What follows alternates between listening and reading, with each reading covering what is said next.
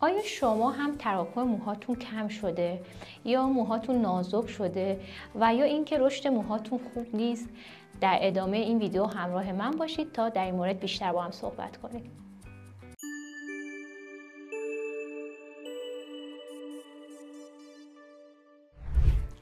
اگر تراکم موهای شما کم شده یا موهاتون نازک شده و یا اینکه رشد خوبی نداره، شما در واقع به یک نوع ریزش مو به نام ریزش موی هورمونی ارثی مبتلا هستید. این نوع ریزش مو معمولا بعد از بلوغ شروع میشه به دلیل اون تغییرات هورمونی که در بدن اتفاق میفته که هم در خانم ها ممکنه دیده بشه و هم در آقایون.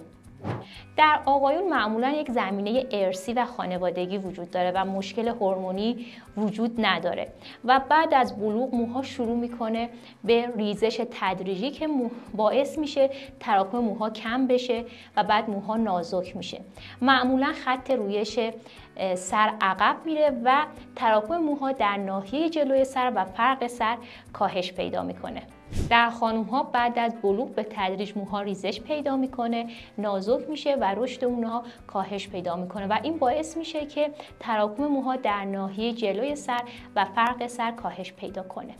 در خانم ها هم علل ارثی و خانوادگی میتونه مطرح باشه و هم ممکنه یه سری اختلالات هورمونی باعث در واقع این نوع ریزش مو بشن.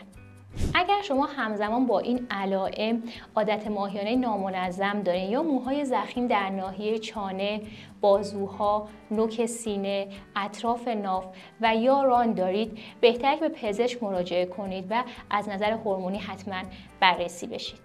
درمان‌هایی که برای این ریزش مو وجود داره بر اساس سن شما، شدت ریزش موی شما، اینکه شما خانوم باشین یا آقا باشین متفاوته. درمان‌ها شامل درمان‌های دارویی هست که با نظر پزشک تجویز میشه.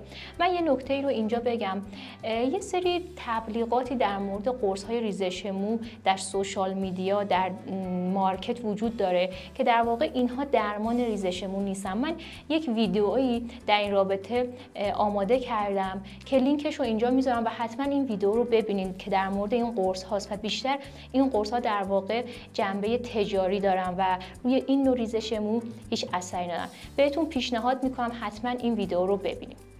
علاوه بر درمان‌های دارویی یه سری درمان‌های کمکی هم وجود داره که به درمان این ریزش مو کمک میکنن. این درمان‌ها مثل PRP، مزوتراپی، میکرونیدلینگ، نوردرمانی و در نهایت کاشت مو هست. یادتون باشه درمان‌هایی که برای این نوع ریزش مو وجود داره نیاز داره که به تکرار بشه و مداومت داشته باشه. پس باید صبر و حوصله داشته باشید. اگه سوالی در مورد این نوع ریزش مو دارید در پایین این ویدیو برای من کامنت کنین و من سعی میکنم در ویدیوهای آینده پاسخ سوالات شما رو بدم. اگر به موضوعاتی در زمینه پوست، مو و زیبایی علاقه دارین، کانال من رو سابسکرایب کنین تا ویدیوهای من رو از دست ندین.